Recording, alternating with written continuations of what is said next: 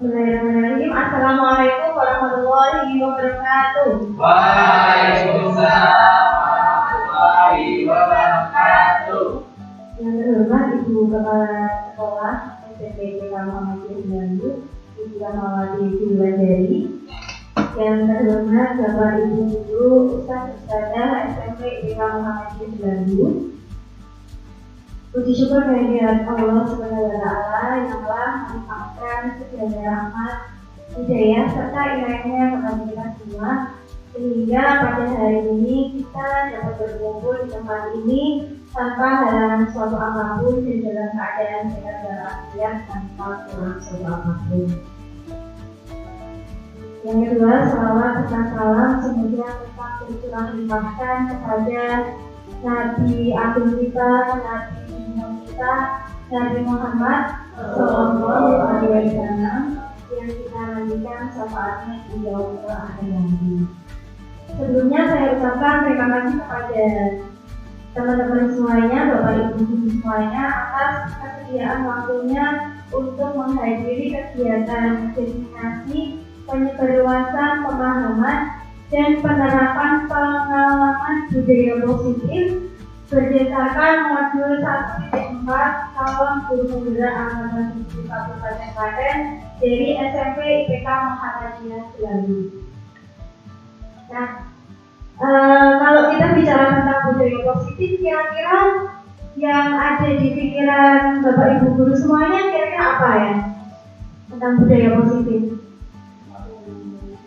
Gimana, Ustadz Toibin? Perilaku. Ada lagi? Kebiasaan yang baik. Ada lagi? Yang lainnya? Tingkah laku, tindakan, tidak betul. Semuanya betul ya. Budaya positif itu tindakan atau tingkah laku atau perbuatan yang baik, seperti itu ya. Nah, karena budaya positif itu sifatnya semuanya baik, maka kita sebagai guru mempunyai kewajiban untuk menyebarluaskannya kepada anak-anak didik kita di sekolahan. Jadi nanti dengan berbagai kegiatan yang bisa mendukung budaya positif di sekolahan itu kita berikan kepada anak-anak didik kita seperti itu ya. Jadi di modul 1.4 calon guru penggerak angkatan 7 ini saya belajar beberapa hal yang nanti insya Allah hari ini akan saya berikan kepada teman-teman semuanya. Yang pertama tentang perubahan paradigma baru. Yang kedua disiplin positif dan nilai kebajikan. Yang ketiga teori motivasi, hukuman dan penghargaan.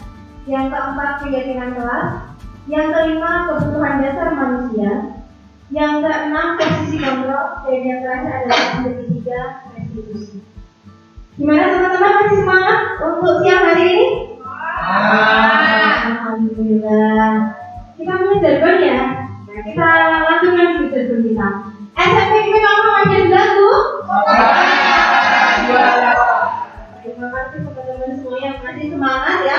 Langsung saja saya ke pembelajaran dengan paradigma baru. Tentunya ini sudah tidak asing lagi ya di telinga Bapak Ibu guru semuanya tentang pembelajaran dengan paradigma baru. Dalam pembelajaran kita mengenal yang namanya student center dan teacher center, betul ya? Nah, kira-kira dari Bapak Ibu guru semuanya dalam pelaksanaan pembelajaran sehari-hari bagaimana? Ada yang mau memberikan pendapatnya, tanggapannya dalam pembelajaran yang sudah dilakukan sehari-hari? Ya, itu sudah TV bagaimana? Kalau saya belajar, saya akui lebih ke teacher. Yang lainnya? Ustaz Toibin mungkin?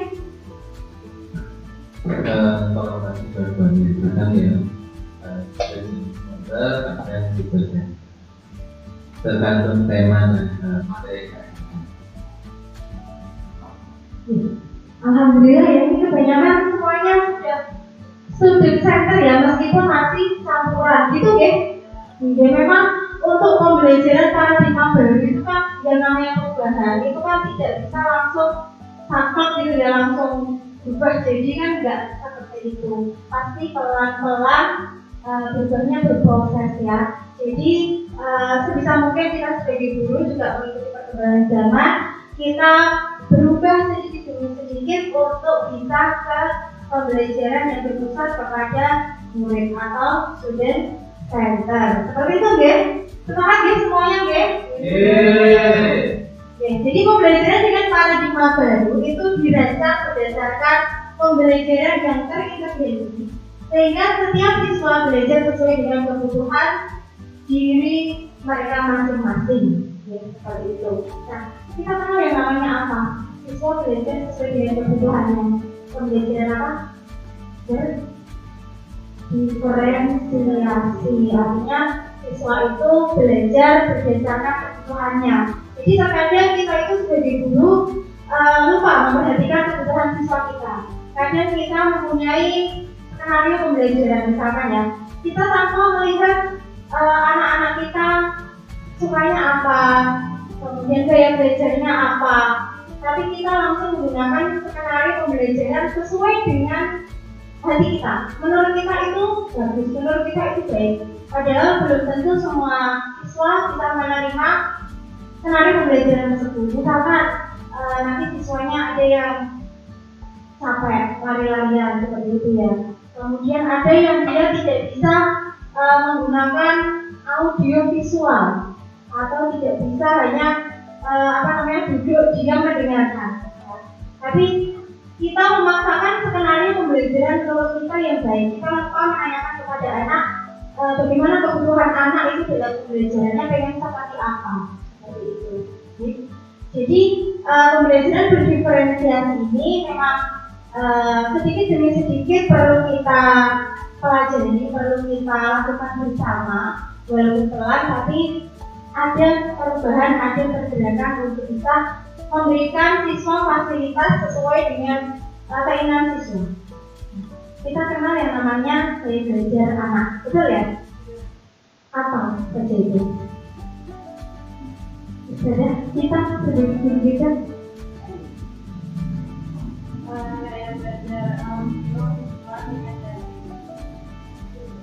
Ada berbagai macam gaya belajar ya kita ya. Ada yang satu anak itu gaya belajarnya tidak hanya satu, ada yang dua atau bahkan mungkin ketiga-tiganya mereka miliki ya. Nah, itu bisa kita jadikan sebagai bekal kita untuk melakukan pembelajaran berdiferensiasi untuk mewujudkan profil pelajar Pancasila. Ya. Profil pelajar Pancasila, satu-satu tentunya juga sudah diasing lagi ya. Untuk profil pelajar Pancasila ada berapa dimensi? Ada 6 dimensi. Yang pertama adalah beriman dan bertakwa kepada Tuhan Yang Maha Esa. Ya, alhamdulillah ini di sekolah kita sudah kita terapkan setiap pembelajaran di awal ya, sebelum pembelajaran kita sudah melatih anak didik kita untuk membaca Al-Quran atau membaca bersama-sama. Itu sebagai salah satu langkah kita untuk menanamkan akhlak yang mulia atau yang terpuji kepada peserta didik. Yang kedua adalah berkebinekaan global. Indonesia punya banyak sekali budaya, itu apa enggak? Nah, kebudayaan itu tidak terlepas dari lingkungan sekitar kita. Di daerah kita pun di sini di SMP IPK itu juga mempunyai berbagai kebudayaan atau ciri yang menonjol. Nah, misalkan kalau di daerah Belanda itu budayanya atau khasnya dari Belanda itu apa? Lumpia dulek ya. Di daerah Belanda ya, lumpia dulek ya. Makanan khas itu ya. Nah, itu kan juga termasuk keberagaman yang ada di sekeliling kita. Itu bisa kita jadikan sebagai media pembelajaran untuk anak-anak dari pembuatan lumpia dulek ya. Nah, itu kan ada yang namanya gotong royong, betul ya? Gotong royong itu tidak hanya kita hari Minggu di RT atau RW kita masing-masing ya, tapi dalam pembelajaran pun juga menumbuhkan sikap gotong royong dari siswa. Kemudian kreatif, bernalar kritis dan mandiri. Jadi keenam dimensi profil belajar Pancasila ini yang yang ingin kita wujudkan dalam pembelajaran dengan paradigma baru. Jadi bisa mungkin di sela-sela pembelajaran kita selalu kita inputkan kegiatan-kegiatan atau langkah-langkah pembelajaran yang bisa memacu atau menumbuhkan profil pelajaran Pancasila. Seperti itu ya. Lanjut ya. Nah, kita sampai ke miskonsepsi tentang teori kontrol. Namun sebelum ke miskonsepsi tentang teori kontrol, saya ingin mengajak teman-teman Bapak Ibu guru semua untuk bermain individu. Yang terdiri dari dua orang. Ada A dan B. Karena kan seperti itu ya. Yang laki-laki sama laki-laki aja ya. Dan perempuan nanti sama yang perempuan. Kalau yang bagian belakang usaha dan usaha kita karena tinggal berdua sepasang nggak apa-apa. Bisa saling berkelompok ya. Nanti hanya dua orang, si A dan si B. Ya, saya ingin yang A, yang A itu mengepalkan tangannya, dan anggaplah di dalam kepalan tangan panjangnya itu ada sesuatu yang sangat berharga sekali. Ada sesuatu yang penting untuk Anda pertahankan. Tidak mudah dengan melepaskan yang ada di genggaman jenengan itu, karena ini sangat berharga menurut jenengan. Nah, yang B nanti tugasnya silahkan dengan bujuk rayuan, dengan menggelitiki, atau dengan memohon, atau dengan paksaan, atau dengan kata-kata yang manis. Silahkan meminta temannya yang A tadi untuk bisa membuka genggaman tangannya. Coba, silahkan. Ayo, Ustazah Kiki sama ya. Nanti Silvi dengan Usulis, Usnofita dengan Puput, Ustazah Siska dengan Tatoha. Oh bukan, Tatoha dengan Tat Afif, Tat Ibi dengan Tat Ibnu ya. Saya hanya punya waktu 30 detik ya. Saya berikan waktu 30 detik untuk Ustazah semuanya mempengaruhi temannya untuk bisa membuka sesuatu yang paling berharga di dalam tangan. Saya hitung ya. Mulai dari sekarang 1, 2, 3.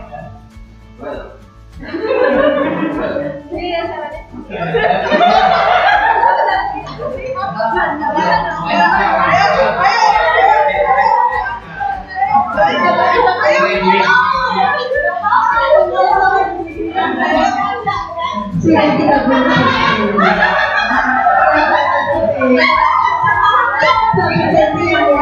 Coba berganti yang sekarang. Tadi yang mencoba meminta temannya untuk membuka tangan, sekarang yang dunia mengepalkan tangannya. Temannya yang tadi dibujuk sekarang yang membujuk. Kita perlu jadi 1, 2, 3.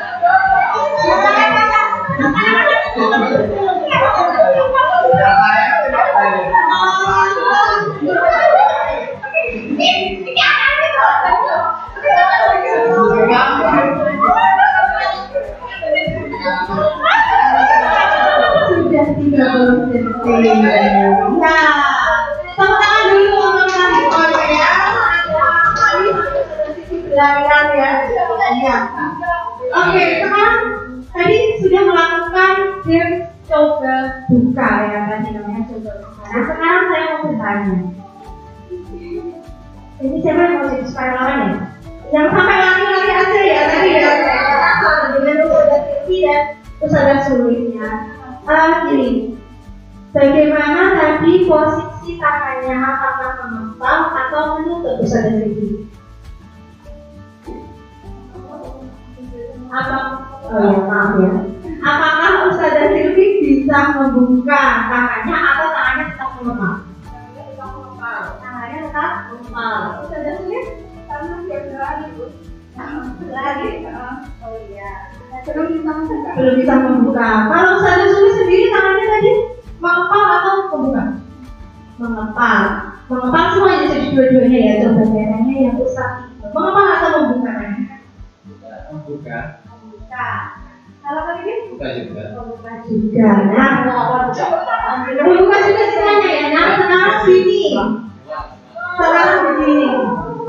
Oke. Tadi tangan yang menutup kepala kemudian membuka. Sebetulnya siapa yang memiliki kontrol untuk membuka tangan tersebut, membuka kepala tangan tersebut? Siapa? Diri kita sendiri, betul. Ya, jadi kalau dari dalam diri kita sendiri mempunyai motivasi intrinsik untuk melakukan apa yang ingin kita lakukan, pasti itu akan lebih mudah. Ya. Jadi inilah yang dinamakan dengan miskonsepsi tentang teori kontrol ya. Jadi yang pertama, ilusi bahwa guru itu dapat mengontrol murid ya. Itu hanya sebuah ilusi. Jadi ketika kita meminta murid untuk, bukan murid ya, kita saja tadi ya, ketika tadi panjenengan meminta teman Anda untuk membuka kepala tangannya ya, walaupun dengan bujuk rayuan kita, dengan kata-kata manis kita ya, apakah teman kita itu dengan mudahnya membuka kepala tangan tersebut ya? Tidak ya. Nah, begitu juga dengan murid ya, ketika murid melakukan kesalahan, kita sudah memberitahu mengontrol murid bahwa kamu jangan ini, kamu jangan itu. Kita mungkin pada waktu itu bisa mengontrol murid untuk tidak melakukan hal tersebut, karena murid tidak punya pilihan lain selain memenuhi kontrol dari kita. Nah, ketika nanti kita sudah tidak mengontrol dia lagi, dia sudah lepas dari pengawasan kita lagi, apakah kita masih menjamin dia mengikuti arahan yang kita sampaikan tadi?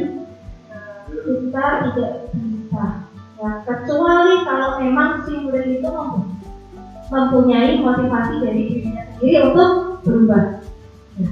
Kemudian yang kedua adalah ilusi bahwa semua penguatan positif yang kita lakukan itu efektif dan bermanfaat. Kalau penguatan positif itu kan seperti bujukan, seperti rayuannya, apa yang kita lakukan tadi. Kalau kita terangkan ke siswa, kita membujuk siswa untuk jangan merokok, jangan membolos, seperti itu ya. Kita memberikan bujukan yang positif. Pada waktu itu juga sama, mungkin si anak itu melakukan hal itu karena mereka dari gurunya, mereka akan tergantung dari perintah gurunya. Kalaupun mereka tidak melakukan, ya itu juga pilihannya mereka. Karena kita itu hanya bisa memberikan penguatan saja, penguatan yang bermanfaat, penguatan yang baik. Tapi kembali lagi ke si murid, apakah yang dilakukan si murid itu memang karena dari dirinya sendiri atau hanya karena mengikuti yang kita sampaikan kepada si murid. Yang ketiga adalah ilusi bahwa kritik dan membuat rasa bersalah mampu menguatkan karakter anak. Ya, ini ya. Jadi kritik dan membuat rasa bersalah itu jatuhnya kepada identitas dari siswa. Ya. Siswa akan memberikan cap kepada dirinya bahwa saya ini orang yang salah, saya ini orang yang gagal, karena saya dikritik seperti ini. Mereka hanya akan mengangkat dirinya seperti itu. Dan kalaupun sama lagi ya, mereka akan berubah. Mereka juga berubahnya karena peristiwa itu, bukan dari dalam dirinya sendiri. Yang terakhir adalah ilusi bahwa orang dewasa berhak memaksa. Nah, itu semua ini kan guru ya. Guru berarti yang sudah dewasa. Itu ya, sedangkan murid itu sebagai anak-anak. Kadang kita itu sebagai orang dewasa itu memaksa murid ketika murid itu sudah dikasih tahu berkali-kali, dibilangin dari A sampai Z, kita sudah merasa capek, tapi tidak ada perubahan dari si murid. Terkadang kita itu tanpa kita sadari kita memaksa anak tersebut. Kamu harus begini. Pokoknya kalau tidak begini besok kamu akan mendapatkan hukuman. Nah, itu semuanya sebetulnya hanya ilusi saja. Kalau si anak tidak mempunyai kemauan dari dalam dirinya sendiri, maka itu semua hanya akan berlaku pada saat kita memberitahu siswa saat itu saja. Belum tentu ketika nanti kita sudah lepas kontrol dari anak itu masih bisa menjalankan apa yang kita berikan penguatan tadi, apa yang kita tanamkan pada anak-anak tadi. Nah, kecuali kalau si anak memang memiliki kemauan dari dalam dirinya. Nah, maka dari itu Bapak Ibu guru semuanya, kita harus mengubah paradigma stimulus respon ke pendekatan teori kontrol ya. Jadi pelan-pelan kita rubah kebiasaan kita yang nanti ada berbagai macam indikatornya ya. Nanti kita sedikit-sedikit merubah dari stimulus respon menjadi teori kontrol. Nah, dalam teori stimulus respon, realitas kebutuhan kita itu sama, itu di stimulus respon. Ketika kita memandangnya itu dari teori kontrol, realitasnya itu kebutuhan kita berbeda. Ya, kebutuhan setiap orang itu berbeda-beda. Seperti anak-anak yang memiliki gaya belajar yang berbeda-beda tadi ya. Ada yang auditorik, kinestetik, visual. Mereka kebutuhannya beda untuk dipenuhi dalam pembelajaran atau dalam sekolah seperti itu. Kemudian yang kedua, semua orang melihat hal yang sama, itu dalam teori stimulus respon. Nah, kita harus merubah kepada teori kontrol bahwa setiap orang memiliki gambaran yang berbeda. Kalau kebutuhannya itu sudah berbeda, berarti gambaran masing-masing orang pun itu juga pasti akan berbeda. Belum tentu semuanya sama ya. Jadi maka kita harus bisa menempatkan posisi kita itu pada teori kontrol. Pada setiap orang itu mempunyai kebutuhan yang berbeda-beda. Tidak bisa disamakan si A dengan si B.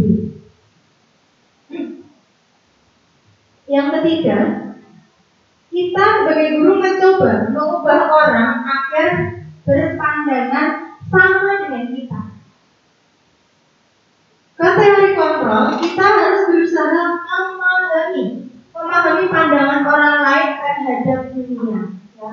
Jadi sekali lagi ya, kita itu tidak boleh memaksakan kehendak kita kepada orang lain. Kalau dipaksa itu kan sudah tidak enak. Maka kita harus mulai merubah ke paradigma teori kontrol dengan berusaha memahami sudut pandang orang lain. Kenapa orang ini melakukan tindakan seperti ini? Pasti kan ada alasannya. Jadi tidak serta-merta menurut kita saja itu salah. Padahal si anak ketika melakukan sebuah tindakan, dia pasti mempunyai sebuah alasan atau sebuah tujuan. Sama seperti yang di bawahnya ya. Perilaku buruk dilihat sebagai suatu kesalahan di stimulus respon. Kemudian untuk di teori kontrolnya, semua perilaku memiliki tujuannya, baik itu perbuatan yang positif maupun perbuatan negatif. Semuanya sama-sama mempunyai tujuan yang berbeda-beda. Jadi alangkah lebih baiknya kita memandang segala sesuatu itu dilihat dari sudut pandang yang lain. Kita harus bisa menerima pendapat si anak, menerima pendapat orang lain kenapa mereka berperilaku seperti ini. Tidak langsung mengejudge, gitu ya. Nah ini yang selanjutnya ya. Di stimulus respon, orang lain itu bisa mengontrol saya. Orang lain bisa mengontrol saya. Seharusnya di teori kontrol hanya diri kita sendiri yang bisa mengontrol diri kita. Ya, jadi orang lain itu tadi ya, orang lain itu hanya memberikan arahan-arahan, penguatan-penguatan, semuanya itu hanya ilusi saja. Hanya berlaku pada saat itu saja, tidak selamanya. Yang bisa mengontrol diri kita itu adalah kita sendiri. Antara kita mau melaksanakan atau tidak mau. Gitu ya. Kemudian yang selanjutnya, saya bisa mengontrol orang lain di stimulus respon. Kemudian di teori kontrol, Anda tidak bisa mengontrol orang lain. Sama ya dengan yang tadi ya. Langsung next bawahnya. Pemaksaan ada pada saat tujuan gagal, itu di stimulus respon. Harus kita ubah ke teori kontrol. Kita membuat kolaborasi atau konsensus menciptakan pilihan-pilihan baru. Nah, jadi kalau di stimulus respon yang biasa kita lakukan, kita kan memberikan rujukan-rujukan, masukan-masukan. Tapi kalau masukan kita itu ternyata tidak dilakukan secara kontinu, artinya hanya berjalan saat itu saja, kita sudah melakukan dari A sampai Z, treatment dari A, B, C dan seterusnya, ternyata itu gagal, maka paksaan yang biasanya kita lakukan kepada anak seperti itu ya. Jadi sebisa mungkin kalau di stimulus di teori kontrol kita itu dengan anak berusaha membuat sebuah konsensus atau sebuah kesepakatan bersama. Kita duduk dengan anak bersama, berkolaborasi, mencari permasalahan dan penyelesaiannya itu seperti apa. Kita duduk bersama dengan anak. Yang terakhir adalah model berpikir menang-menang. Kalau di teori kontrol itu model berpikir menang-menang. Nah, kadang kita sebagai guru ya, itu terkadang merasa menang ketika sudah berhasil menghukum seorang anak atau mematahkan pendapat seorang anak sesuai dengan aturan-aturan yang ada. Nah, tapi kalau di teori kontrol kita berpikirnya menang-menang, jadi tidak ada yang kalah, win-win solution. Kita mencari penyelesaiannya bersama-sama dengan anak. Jadi anak itu tidak merasa disudutkan bahwa kamu itu salah, kamu harus dihukum. Tidak seperti itu. Tapi kita mencari solusi bersama dan kita tidak ada yang kalah, tidak ada yang menang. Ya, kita cari win-win solution. Sampai di sini masih semangat kan? Masih. Iya, alhamdulillah. Saya lanjutkan dulu ya. Ini kita masuk ke disiplin positif. Nah, jadi di awal saya sudah menanyakan tentang budaya positif. Nah, ini kita sekarang bicara tentang disiplin positif. Kalau kita bicara tentang disiplin, yang ada dalam pikiran kita apa? Pasti peraturan ya, peraturan yang buahnya itu ya, yang hanya tertulis saja tanpa kadang kita nggak tahu namanya peraturan itu apa. Pokoknya peraturan itu sudah tertulis seperti itu. Ketika kita tidak melakukan, berarti kita salah, gitu ya. Kita mendapatkan sanksi atau mendapatkan konsekuensi. Nah, padahal untuk disiplin positif itu berasal dari bahasa Latin, artinya adalah disiplina, yang artinya belajar. Kita sama-sama belajar untuk membuat diri kita sendiri untuk disiplin. Seperti itu. Ya, jadi kalau hanya mematuhi peraturan saja, terkadang kita itu nggak tahu maknanya peraturan ini apa. Hanya disosialisasikan saja, kita tidak mengetahui nilai-nilai yang ada dalam aturan itu sebetulnya bagaimana. Nah, disiplin positif itu merupakan salah satu cara menerapkan disiplin yang bertujuan untuk menumbuhkan kesadaran serta memberdayakan anak untuk melakukan sesuatu tanpa sokongan, ancaman maupun hukuman. Ya, jadi ini sudah mulai timbul dari dalam diri siswa masing-masing ya.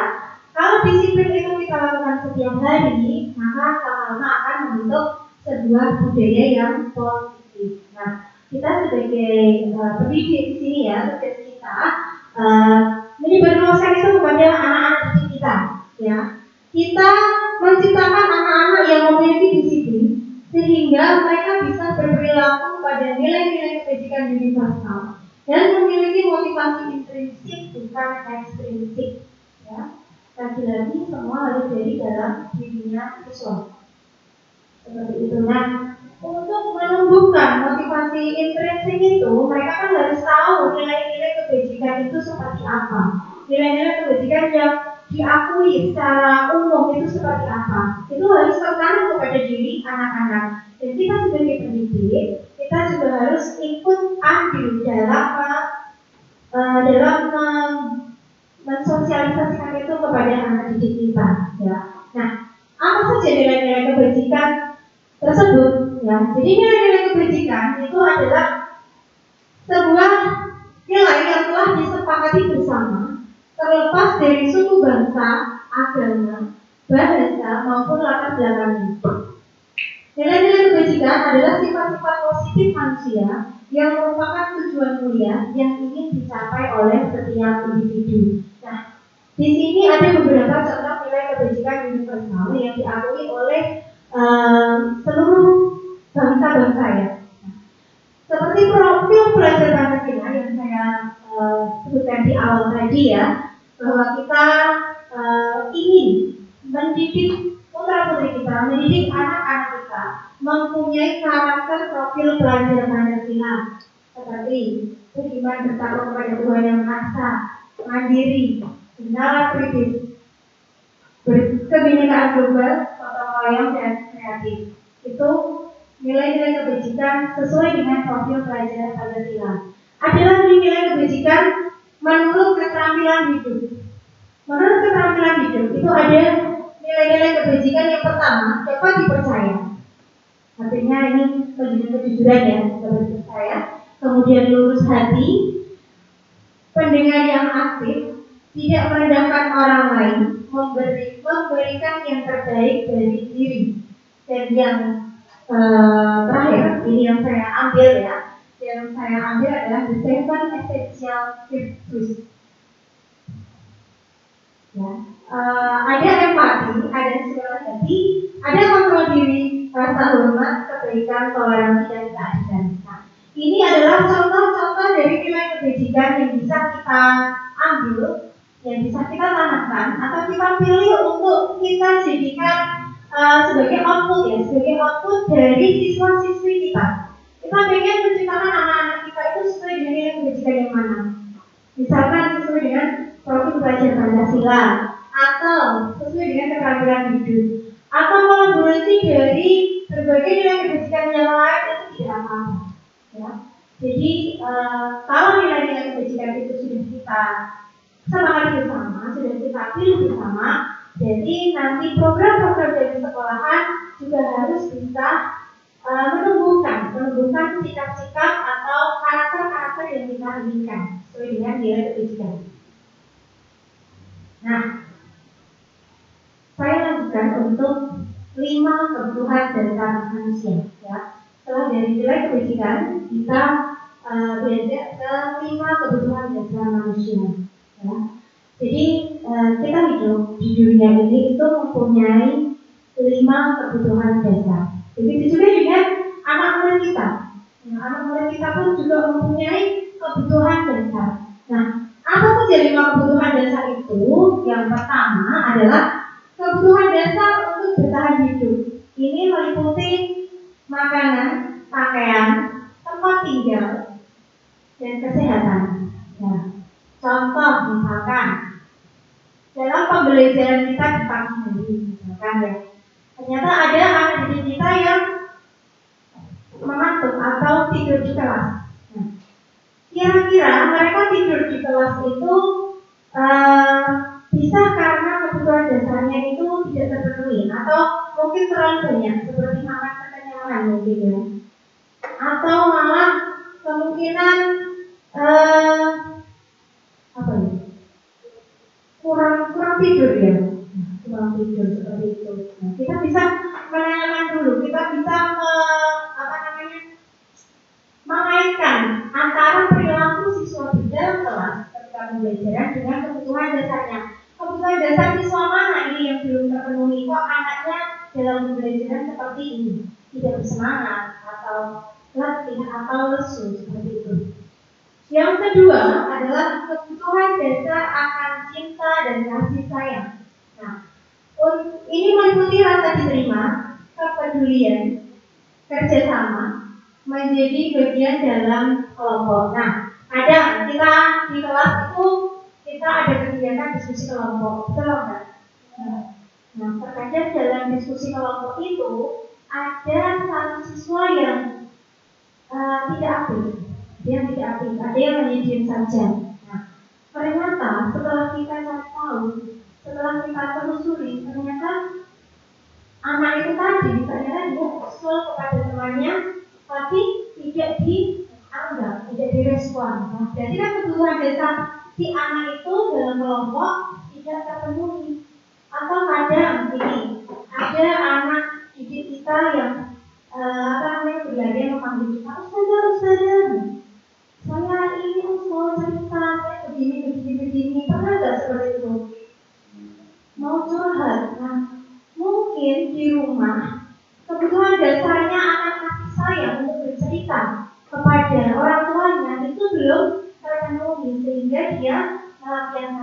sekolahan bermanja-manja dengan ustazahnya, gelinjobi seperti itu ya, macam ya,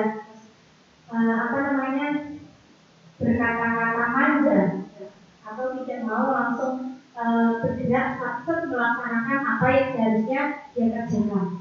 Itu kita cek lagi kebutuhan dasar apa yang tidak terpenuhi si anak itu. Kemudian yang ketiga, kebutuhan dasar akan penguasaan. Ini meliputi harga diri, keinginan untuk dianggap, memimpin, berprestasi atau didengar dan diakui. Nah, kita punya ini ya, anak seperti ini ya, punya anak seperti ini, pelajarannya merasa kurang terus ya. Sudah mendapat nilai yang bagus, tapi masih merasa nilainya itu kurang bagus. Sudah teman-temannya dikasih tugas 5 misalkan, dia masih merasa kurang. Mungkin kebutuhan dasarnya dia itu belum terpenuhi. Seperti dia ingin menjadi aku ini loh, aku ini yang berprestasi, aku yang paling menonjol di dalam kelas. Kok aku gak pernah disebut ya sama ustazah, misalkan seperti itu. Kok saya belum nampak, kayak gitu. Itu kebutuhan dasar yang ingin ditonjolkan si anak tersebut, bahwa anak itu sebetulnya pengen mempunyai harga diri yang ingin dianggap lebih daripada teman-temannya, seperti itu. Kemudian yang keempat itu adalah kebebasan, ya, kebutuhan akan kebebasan. Nah, ini meliputi mandiri, mencoba hal baru, dan mampu mengendalikan dirinya. Nah, terkadang kepada anak kita saja ya, kepada anak kita saja di rumah. Nah, terkadang anak kita itu kan bermainnya itu melebihi jam yang sudah kita tentukan atau kita sepakati di rumah misalkan. Jam segini waktunya harus mandi atau harus tidur. Nah, ternyata si anak tersebut tidak melakukan hal itu.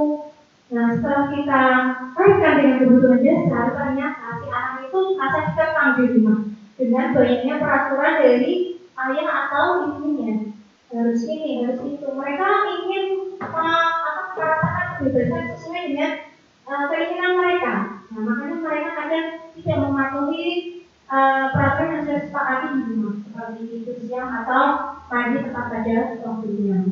Nah, yang terakhir ini adalah tentang kebutuhan dasar manusia yang berkaitan dengan kesenangan. Nah, kesenangan ini termasuk bermain, humor, antusiasme, tertawa, apalagi kira-kira yang berhubungan dengan kesenangan ya. Bernyanyi ya, kelas, kadang butuh refreshing atau butuh speaking yang perlu kita berikan kepada anak agar kebutuhan anak itu bisa terpenuhi ya.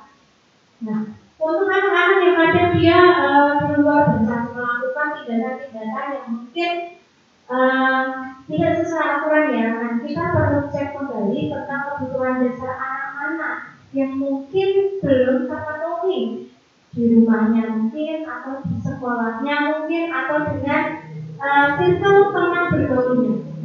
Kita sebagai guru harus jeli sampai mengamati dalam pergaulan siswa seperti itu. Oke, lalu biar satu-satu semuanya deh, oke ya. Oke, masih semangat? Masih. SMP kapan aja bilang Bu? Luar biasa.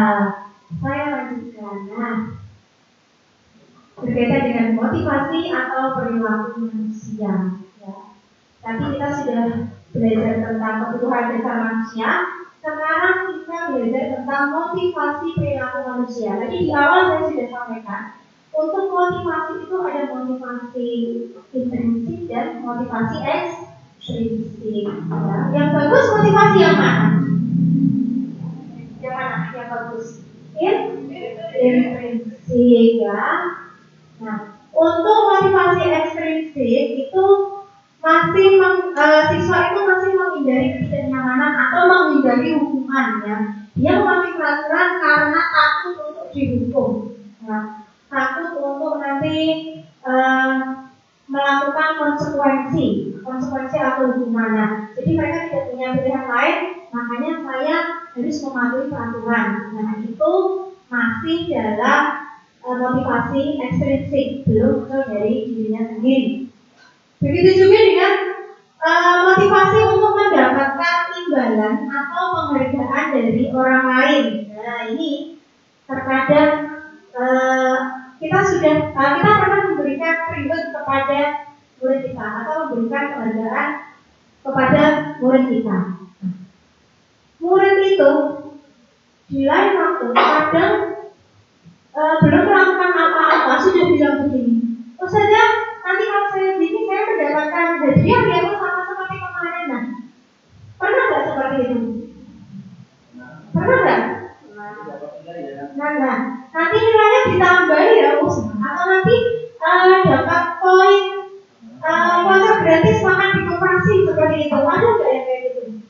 Menanti-nantikan lagi reward atau hadiah yang pernah kita berikan kepada murid. Itu berarti masih motivasi ekstrinsik. Nah, yang bagus yang mana Ustaz? Ada yang ini ya. Dia melakukan segala sesuatu karena menghargai nilai-nilai kebajikan dari diri sendiri. Nilai-nilai kebajikan yang tadi saya sampaikan di awal tadi ya. Nilai-nilai kebajikan itu memang benar-benar mereka pahami bahwa itu memang bermanfaat untuk saya, bermanfaat untuk kesehatan saya, bermanfaat untuk melatih kedisiplinan saya, misalnya seperti itu. Nah, kalau sudah muncul secara sadar dari dalam diri sendiri, maka siswa itu sudah memiliki motivasi ekstrinsik. Nah, berbicara tentang motivasi ekstrinsik dan intrinsik, ya, kita kenal yang namanya ada hukuman, ada konsekuensi, ada restitusi. Nah, kira-kira dari ketiga ini mana yang baru menurut teman-teman semuanya? Restitusi ya, sama. Ini juga hal baru yang saya temukan ketika pendidikan calon guru penggerak di angkatan 7. Saya juga mengenal restitusi ini dari CDP angkatan 7 tersebut. Ya. Jadi ada hukuman, ada konsekuensi, dan ada restitusi. Kalau hukuman ini sudah sering ya, sering kita lakukan nggak ini?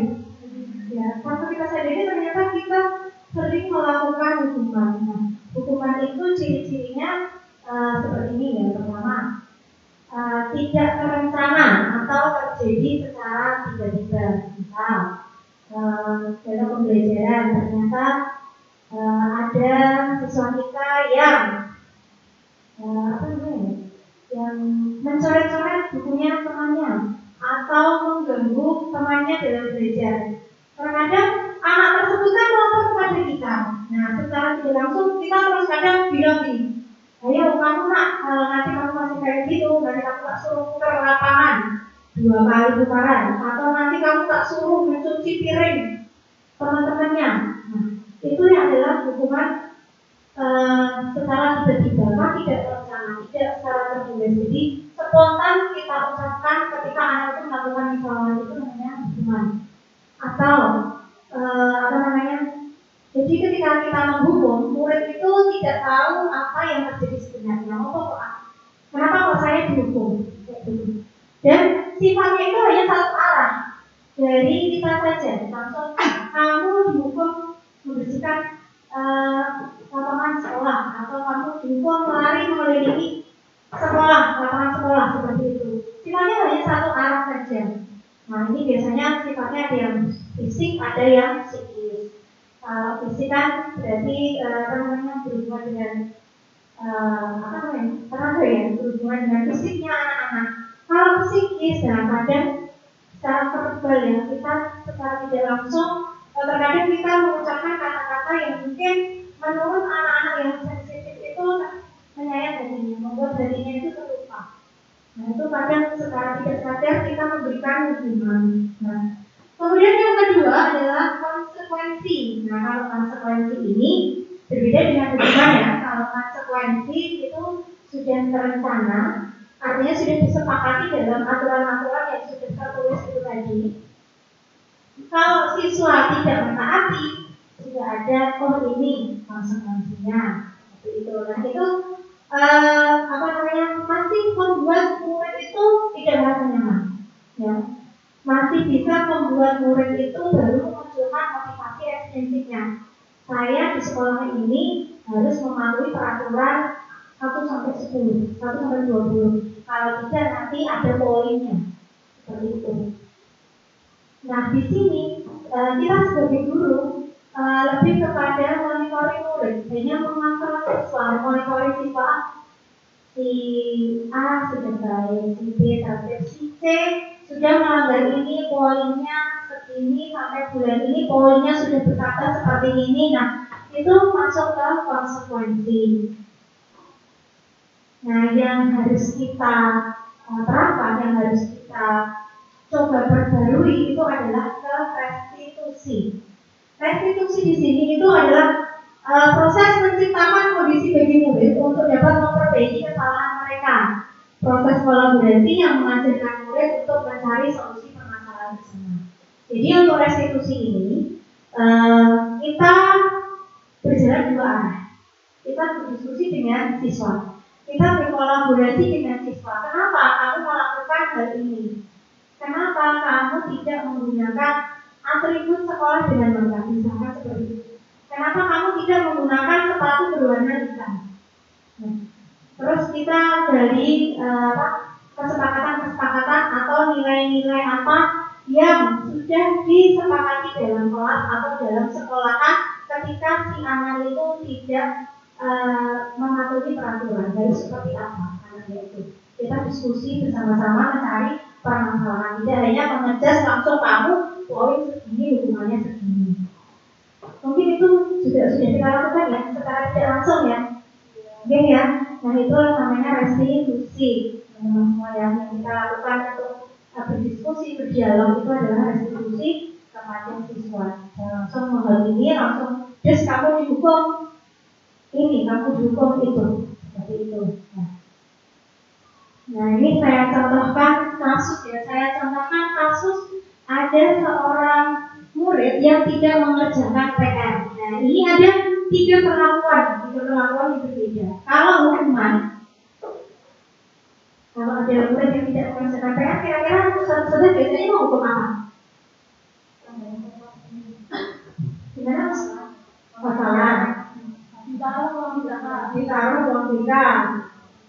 Ditambah hukumannya, suruh mengerjakan nulis berapa kali gitu ya. Nah, itu adalah hukuman ya,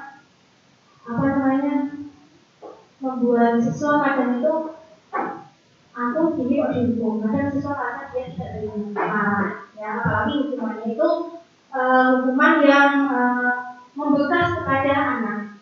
Mungkin di sini Ustaz dulu ketika sekolah pernah nggak atau masih ingat tidak sebuah kejadian yang membekas di ingatan atau di hati panjenengan semua sampai sekarang? Masih ingat kan? Masih. Saya tentang apa ini? Siapa yang betul itu? Tentang apa? Maksudnya itu tentang kesalahan apa? Dan kita dihukum ya, pada waktu itu dihukum. Ada hukuman fisik ya, sampai sekarang masih ingat ya. Kadang kalau kita merasa tidak terima kan, apa hati kita itu merasa sakit ya, sampai sekarang itu masih teringat-ingat seperti itu kejadian itu ya. Nah betul ya.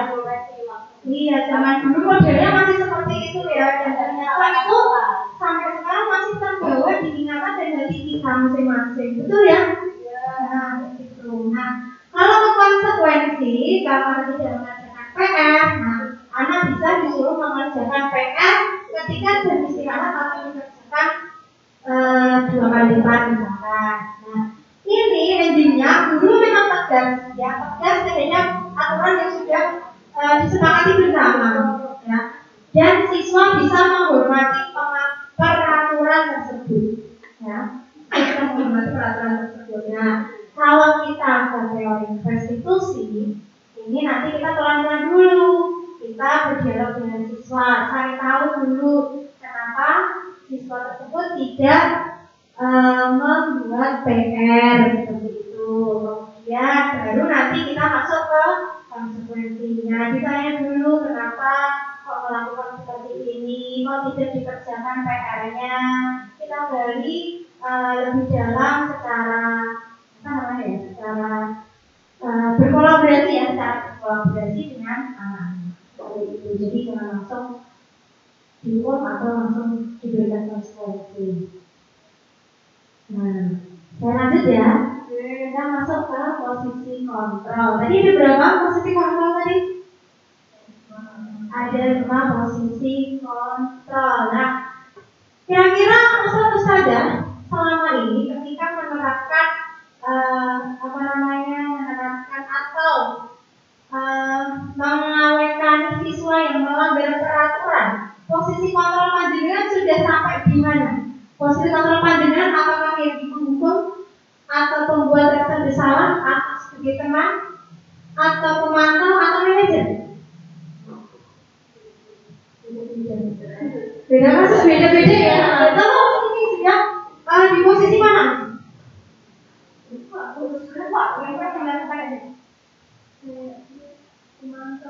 Pemantau ya. Tadi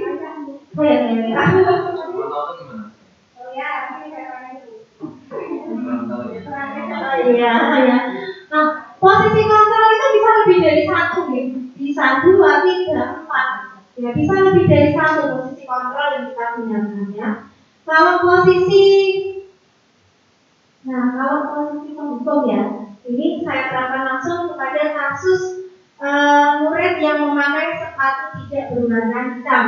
Nah, kalau kita sebagai posisi penghukum, ya, si anak itu datang langsung kita bilang gini, pasti selalu salah sepatunya. Terus kita langsung silahkan lari lapangan 2 putaran, atau kalau tidak silahkan lepas sepatumu, kamu seharian tidak bisa pakai sepatu. Nekat saja, misalkan seperti itu. Jadi ini adalah penghukum. Ini kontrol kita sebagai penghukum langsung seperti ini, tanpa dengan langsung selalu kamu pasti yang melakukan kesalahan. Iya seperti itu. Nah, kalau di posisi kontrol pembuat rasa bersalah, kalimatnya yang diutarakan itu seperti ini. Berapa kali ibu harus memberitahu kamu, nak? Kamu selalu mengecewakan ibu. Kamu selalu membuat ibu kecewa. Apa kamu tidak kasihan dengan ibu? Atau kamu tidak kasihan dengan orang tuamu? Kamu selalu pergi sekolahan. Nah, ini kan membuat siswa merasa dirinya itu salah, merasa saya ini dicap sebagai orang yang jelek ya karena melakukan kesalahan itu tadi. Sekarang tidak bisa membedakan ya posisi penghukum atau posisi membuat rasa bersalah. Mana yang sering dilakukan? Yang mana? Yang ini yang membuat rasa bersalah ya. Membuat rasa bersalah adalah tujuan yang penghukum. Lanjut. Nah, ini untuk kasus yang sama. Ketika murid tidak memakai sepatu warna hitam, kalau kita sebagai teman, ya sebagai teman yang kita ucapkan, dan seperti ini ya. Ayo dong ikuti aturan sekolah. Tolong bantu ibu ya sekali ini saja. Ya sudah tidak apa-apa. Lain kali jangan sampai diulangi lagi ya. Ini ya kadang sama teman kan ya bahasanya seperti teman ya seperti teman itu bahasanya ini. Kita kontrol kita sebagai teman itu gaya bahasanya ya seperti konsep ini seperti itu ya. Kemudian yang terakhir yang keempat adalah posisi pemantau. Kalau posisi pemantau yang diutarakan guru, kamu sudah melanggar peraturan sekolah, kamu tahu konsekuensinya, dan itu adalah di posisi pemantau. Jadi yang namanya pemantau itu by data, ya. Jadi punya data yang digunakan. Datanya ada, anak ini melalui ini, datanya harus melakukan apa konsekuensinya. Datanya jelas. Jadi tidak hanya kayak kata si A, kata si B, tapi datanya ada dan sebagai pemantau, ya memantau dari data tersebut. Yang terakhir adalah posisi apa tadi? Manajer, betul. Nah, kita sebagai guru itu diusahakan bisa menjadi posisi manajer, ya. Meskipun kita berada di sekolahan, kita harus bisa menjadi manajer dalam menyelesaikan sebuah permasalahan siswa, ya. Jadi ini posisi manajer, ya. Nanti kalimat yang diutarakan adalah, apakah kamu tahu kesalahanmu? Kira-kira bagaimana kamu memperbaiki kesalahanmu, ya? Jadi lebih seperti apa tadi, ya? Diskusi, berkolaborasi, seperti apa? Restitusi, ya. Jadi kita mencari permasalahan dan menyelesaikannya secara bersama-sama. Kita diminta sebagai posisi control manager ketika menghadapi segala persoalan dengan siswa. Jadi ya, posisi kontrol. Sekarang sudah tahu di mana posisi kontrolnya dengan semua? Sudah. Lebih ke manajer atau ke pemantau? Manajer, ya. Alhamdulillah ya, bukan manajer, ya. Yang belum nanti bisa diajari sama Ustaz Idin, atau kita bisa berkolaborasi bersama Ustaz Idin, ya, berbagi cara mengatasi permasalahan siswa dengan posisi kontrol sebagai manajer. Lanjut. Nah, sekarang kalau mungkin sudah tahu, sekarang saya coba bertanya kepada teman-teman semuanya. Kalau yang diucapkan itu terlambat lagi, pasti terlambat lagi, selalu datang terlambat. Kapan bisa datang tepat waktu? Kira-kira posisi kontrol apa yang digunakan? Apa ya?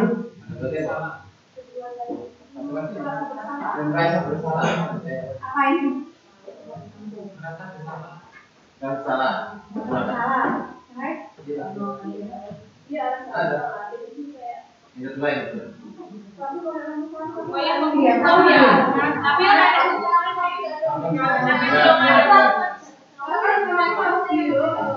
jadi apa? Apa tadi? Dua, satu. Ya. Jawabannya adalah ya, posisi yang pertama. Itu sudah langsung dijawab, ya. Telat lagi, ya. Kapan bisa datang tepat waktu? Kalau yang ini bagaimana? Ayo lakukan. Apa ini posisinya? Dua, salah. Dua, tiga, empat.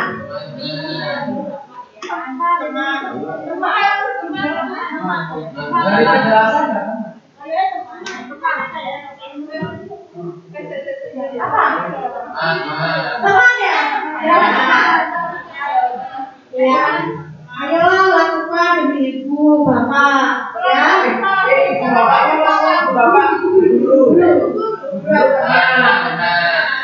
Demi ibu atau bapak. Teman-teman juga.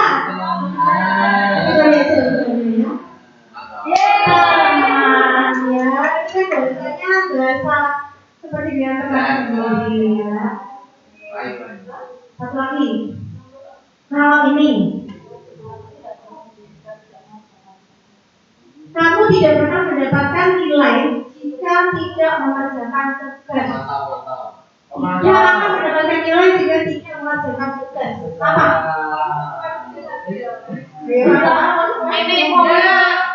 Posisi kontrol apa? Aku.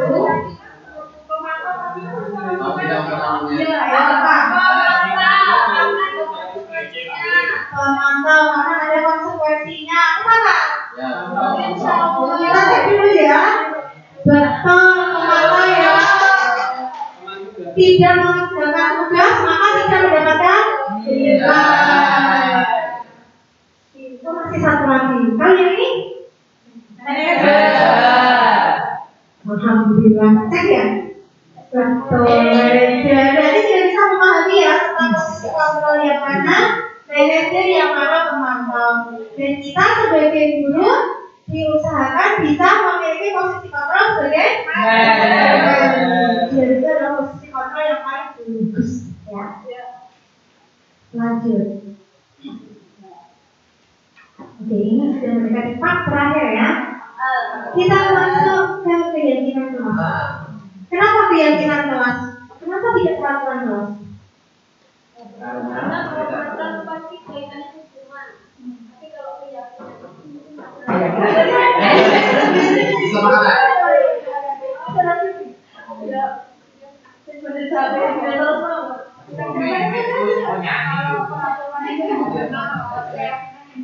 Kayaknya aku ada tulis ini. Ya, kalau peraturan kan lebih ke eksternal ya. Keyakinan itu tidak secara diri. Sepakat, teman-teman. Sepakat. Iya. Sepakat ya jawabannya sulit tadi ya, betul ya. Karena ini berkaitan dengan motivasi intrinsik dari dalam diri siswa, yang siswa harus memahami nilai-nilai yang bermanfaat untuk dirinya, maka kita membuatnya keyakinan kelas. Nah, saya punya beberapa pertanyaan. Kenapa kita itu ketika naik kendaraan harus menggunakan helm? Kenapa? Peraturan. Apa? Mungkin keselamatan diri sendiri. Keselamatan diri sendiri. Betul, alhamdulillah ya. Kalau terus ada lagi alasan yang lain? Mematuhi peraturan. Mematuhi peraturannya ada berapa kan? 2. Alasan nomor berapa itu? 1 sampai berapa? 1 sampai berapa? Mematuhi peraturan bilang polisi ya. Kalau jawabannya yang pertama itu karena mematuhi peraturan tidak ditilang polisi, berarti motivasinya masih ekstrim. Tapi kalau sudah meyakini bahwa saya menggunakan helm itu untuk keselamatan diri saya, berarti motivasinya sudah motivasi intrinsik ya. Begitu juga dengan pertanyaan tematik yang kedua.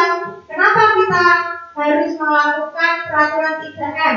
Menggunakan masker, mencuci tangan, dan menjaga jarak 1,5 meter saat pandemi COVID-19 yang merajalela kemarin. Supaya bukan karena nanti kalau takut buku Pak Jokowi kan? Karena kita sadar menggunakan masker itu adalah kebutuhan kita untuk keselamatan dan kesehatan kita. Nah, itulah yang dibentuk nilai-nilai kebajikan yang ingin kita tanamkan kepada anak-anak. Ya, nilai-nilai kebajikan itu yang ingin kita munculkan dari dalam diri anak. Bukan karena hanya anak itu ingin mematuhi peraturan, tidak ingin dihukum. Nah, dalam pembuatan keyakinan kelas ya, dalam pembuatan keyakinan kelas ini ada beberapa langkah ya. Ini adalah salah satu contoh keyakinan kelas yang dibuat di kelas 7 Al-Radin Abitolik yang sudah kemarin saya buat bersama dengan anak-anak kelas 7. Jadi menggunakan post-it atau sticky note ya. Jadi mereka ikut ambil terlibat secara langsung dalam membuat keyakinan kelas ini. Jadi dari mulai membentuk kelas impian, saya kemarin membentuk kelas impian apa sih yang kalian inginkan, kelas seperti apa impian kalian, kelas yang bagaimana. Silakan nanti masing-masing anak bisa membuat atau menulis di sticky note dan ditempelkan di papan tulis. Masing-masing anak mengutarakan pendapatnya, mereka mempunyai andil, mempunyai usul. Nah, nanti yang sama bisa kita kelompokkan, nanti bisa kita lepas, kita tinggalkan satu yang berbeda tadi. Yang sama tadi ya, kita lepas, yang sama kita tempel satu saja. Gitu. Nah, jadi untuk pembuatan keyakinan kelas, bentuknya memang lebih abstrak daripada peraturan. Seperti kemarin di kelas 7 anak menuliskan saya ingin saya mempunyai impian kelas yang nyaman,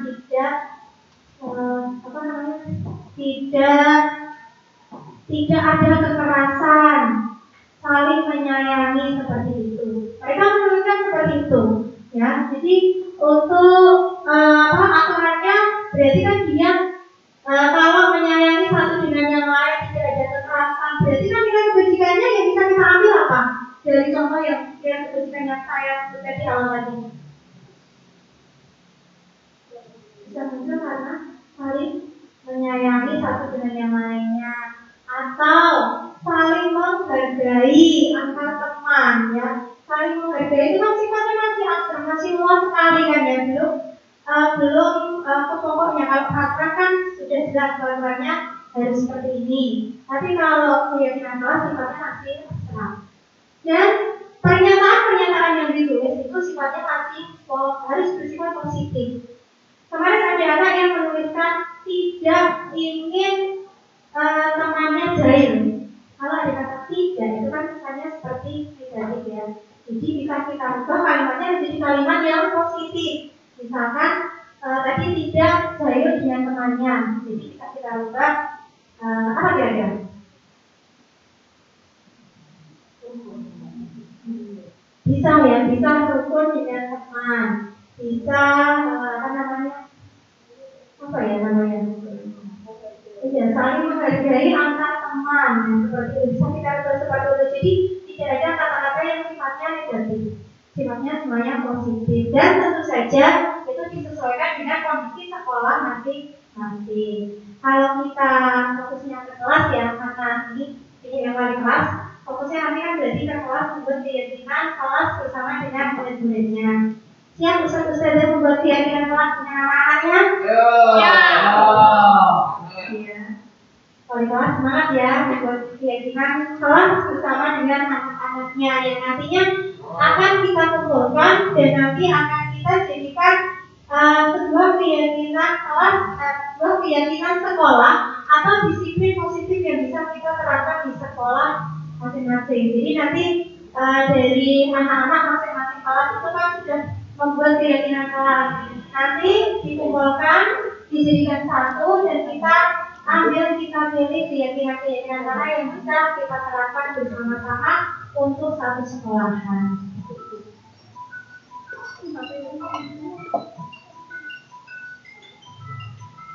Bagian yang terakhir ini adalah segitiga restitusi ya. Jadi dari langkah-langkah restitusi tadi kita kenal yang namanya segitiga restitusi ya. Kalau segitiga restitusi itu berapa sisi ya? Sisinya ada berapa? Segitiga? Ada 3 sisi ya. Nah, jadi segitiga restitusi pun juga mempunyai 3 tahapan. Segitiga restitusi. Nah, segitiga restitusi sendiri itu adalah merupakan proses untuk menciptakan kondisi bagi murid untuk memperbaiki kesalahannya sehingga mereka bisa kembali kepada kelompok mereka dengan karakter yang lebih kuat. Ya, karakternya yang lebih kuat itu maksudnya mereka tidak merasa terhukum, tidak merasa terjudge sebagai orang yang bersalah seperti itu ya. Jadi mereka bisa kembali lagi ke kelompoknya dengan karakter yang lebih kuat, dengan perbaikan diri yang lebih positif seperti itu. Nah, langkah-langkahnya apa saja dalam segitiga restitusi? Yang pertama adalah menstabilkan identitas. Nah, menstabilkan identitas ini membuat anak yang merasa benar karena berbuat salah menjadi positif terhadap dirinya sendiri. Ya. Kalau orang berbuat salah itu kan biasanya dicapnya langsung negatif. Tapi ketika kita bisa menstabilkan identitas, maka si anak itu bisa merubah rasa gagalnya itu menjadi positif. Ya, jadi tidak hanya merasa bersalah saja. Nah, kata-kata yang biasa digunakan oleh Bapak Ibu guru ketika menstabilkan identitas siswa, yang pertama misalkan berbuat salah itu hal yang manusiawi, atau tidak ada manusia yang sempurna. Bapak atau Ibu guru juga pernah berbuat salah. Itu menstabilkan identitas. Atau yang ketiga, Bapak Ibu guru tidak tertarik untuk mencari tahu siapa yang benar dan siapa yang salah. Bapak Ibu guru lebih tertarik untuk menyelesaikan masalah ini secara bersama-sama. Yang terakhir, kalau kamu menyalahkan dirimu sendiri terus-menerus, apakah kamu bersikap baik pada dirimu sendiri? Kira-kira kata-katanya yang diucapkan ketika menstabilkan oleh yang salah itu seperti ada 4 ya. dan mungkin bisa dikembangkan lagi oleh teman-teman sekalian. Langkah yang kedua adalah validasi tindakan yang salah. Nah, ketika anak melakukan kesalahan atau melakukan sebuah pelanggaran aturan, kembali lagi ke awal tadi, pasti yang tindakan walaupun itu baik atau buruk, positif atau negatif, pasti mempunyai sebuah tujuan, ya, mempunyai sebuah tujuan, ya. Atau bisa membantu siswa untuk mengenali kebutuhan mereka, kebutuhan apa yang ingin mereka penuhi. Jadi kita bisa validasi tindakan yang salah terlebih dahulu. Nah, kata-kata yang biasa digunakan adalah kamu pasti punya alasan mengapa melakukan hal ini. Yang kedua, kamu patut bangga pada dirimu sendiri karena kamu telah melindungi sesuatu yang penting buatmu. Atau kamu boleh mempertahankan sikap itu, tapi kamu harus menambahkan sikap yang baru. Atau yang terakhir, kamu bisa saja kan melakukan hal yang lebih buruk, tapi kamu tidak melakukannya kan? Itu kata-kata yang bisa diucapkan ketika kita memvalidasi tindakan yang salah terhadap murid kita. Langkah yang terakhir adalah menanyakan keyakinan. Ya. Jadi anak itu bisa melihat kesalahannya sendiri dihubungkan dengan norma sosial atau nilai-nilai yang mendasari manusia berinteraksi dengan orang lain. Ya, nilai-nilai yang sudah kita jadikan keyakinan tadi bisa dikaitkan ke situ.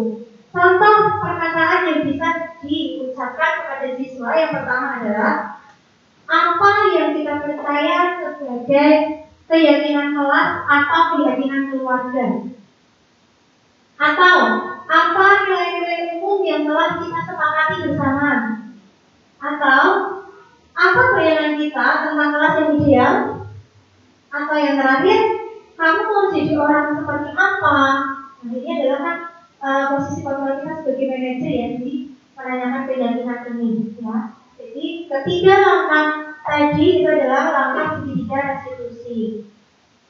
Mungkin dalam keseharian kita itu sudah melakukan hal tersebut ya, tapi kita belum tahu kalau itu adalah salah satu langkah-langkah dari pendidikan restitusi. Nah, untuk langkah-langkah segitiga restitusi ini bisa dilakukan langsung ketiga-tiganya sesuai dengan masalahnya, atau hanya langsung kita bisa menuju langsung menanyakan keyakinan. Kalau persoalannya dilihat dari konteks tidaknya persoalannya seperti itu. Nah, ini ada sedikit penerapan tentang segitiga restitusi, ada sedikit video saya cepatkan saja.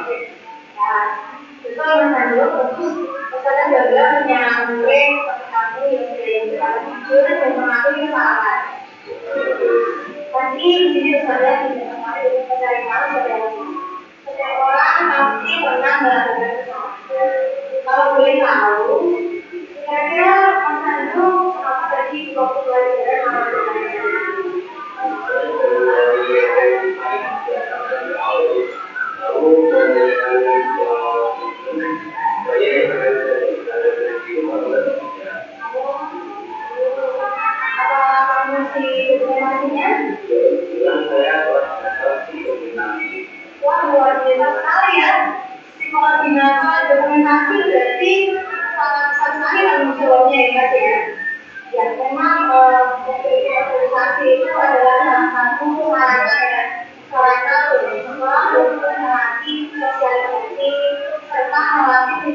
Tapi tetap boleh mengembalikan kehidupan kamu sebagai orang belajar. Kamu tahu apa itu?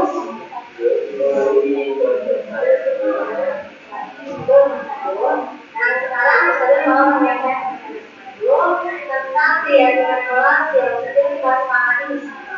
Ketika main HP atau di kelas, kira-kira keyakinan mana yang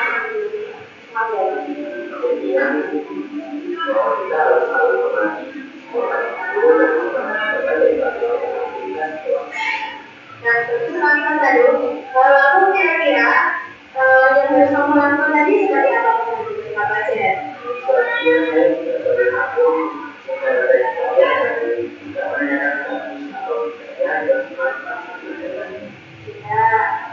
Terus supaya kamu tetap bisa menjalankan tugas kamu seperti koordinator, dokumentasi untuk membuat saya kira-kira bisa tidak kalau dengan cara yang lain?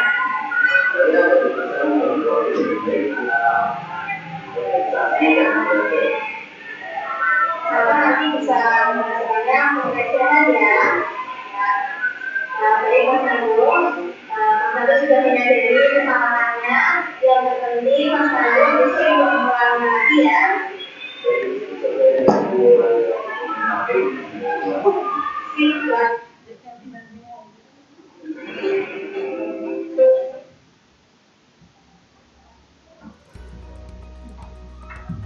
Nah itu tadi ya, ada seperti penerapan tiga institusi dalam penyelesaian masalah, dan akhirnya tibalah kita di penghujung acara. Namun sebelum sampai ke penghujung acara, ada sedikit yang ingin saya sampaikan dalam penutup ini, bahwa dalam penerapan program disiplin positif, guru hendaknya memiliki standar kompetensi profesional dan sosial yang baik, di mana guru dapat merefleksikan dirinya sendiri dalam posisi kontrol ketika menghadapi permasalahan dengan siswa, atau bagaimana perjalanannya selama ini dalam mendidik murid, dalam menuntun murid di sekolahan untuk mencapai murid yang berkarakter. Ini kurang dan lebihnya saya mohon maaf. Assalamualaikum warahmatullahi wabarakatuh.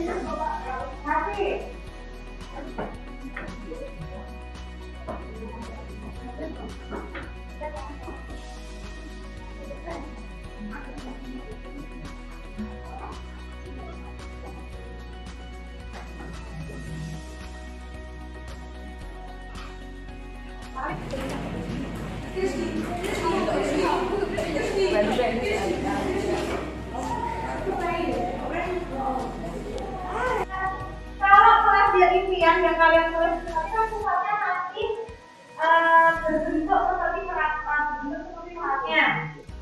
Ketika kalian tadi mulai pembelajaran di jam 4.0 nanti kalian melakukan muroh, kan di sekolah kita ada peraturan murojaah sebelum melakukan pembelajaran, betul kan? Nah, kira-kira kenapa peraturan itu dibuat? Karena untuk apa? Murojaah. Kalian gunakan helm. Nah, kenapa kalian menggunakan helm? Apakah kalian hanya mengikuti peraturan itu saja, atau di balik itu sebetulnya ada sesuatu lain? Supaya apa? Saya kan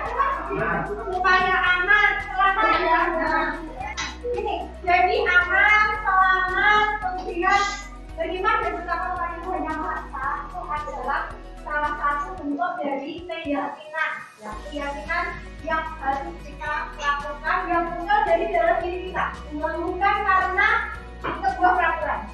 Tapi dengan hal ini misalkan, ketika pandemi kemarin kalian kan ada peraturan untuk selalu memakai masker dan cuci tangan. Nah, nilai apa? Kenapa ada peraturan itu? Untuk apa? Menjaga kesehatan, untuk menjaga kesehatan. Selain kesehatan, untuk apa? Kenapa? Ini. Nah, pertama, saya menyampaikan kelas saya adalah kelas yang nyaman dan tentram. Nah, supaya aman dan tentram, maka bagaimana seharusnya kita bersikap satu dengan yang lain? Bagaimana kita bersikap satu dengan yang lain? Supaya kelasnya itu tentram dan nyaman. Bagaimana kita bisa bersikap dengan satu dengan yang lainnya? Selalu tegap, bersih dan rapi. Bagaimana supaya kelasnya bersih dan rapi? Nilai apa? Nah, sekarang kalian sendiri silahkan berdiskusi dalam satu kelompok kalian menentukan keyakinan. Ya, keyakinan apa yang bisa menentukan kelompok ini? Berdasarkan dari yang digunakan sesuai. Keyakinannya apa? Langsung apa ya?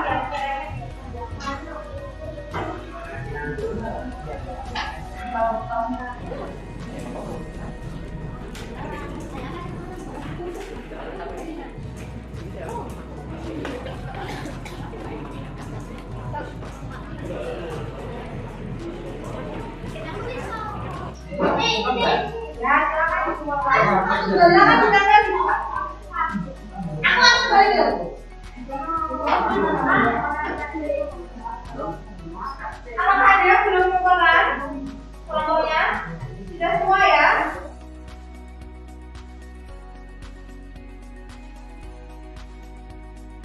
Assalamualaikum warahmatullahi wabarakatuh. Perkenalan, nama saya Jos Haryo Danto Nugroho. Terima kasih Bu Guru telah mengajarkan budaya positif dengan membuat keyakinan kelas saya senang dengan kegiatan ini. Saya merasa diberi kesempatan untuk ikut membuat peraturan-peraturan yang akhirnya menjadi keyakinan kelas. Sekian, terima kasih. Wassalamualaikum warahmatullahi wabarakatuh. Assalamualaikum warahmatullahi wabarakatuh. Perkenalkan, nama saya Jarmiko Eko Wardoyo. Saya merasa senang dengan kegiatan membuat keyakinan kelas dengan cara pendapat bersama teman-teman.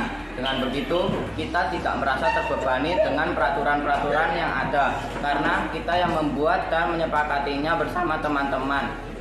Keyakinan kelas yang kami terus bisa kami lakukan sehingga menjadi teladan bagi kelas yang lain. Sekian, wassalamualaikum warahmatullahi wabarakatuh.